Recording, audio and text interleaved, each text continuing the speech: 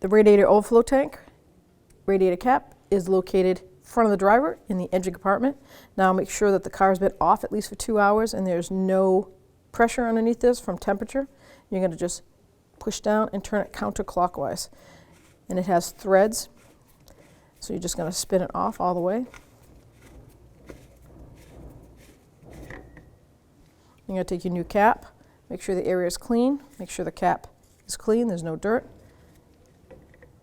To reinstall, turn clockwise until it stops.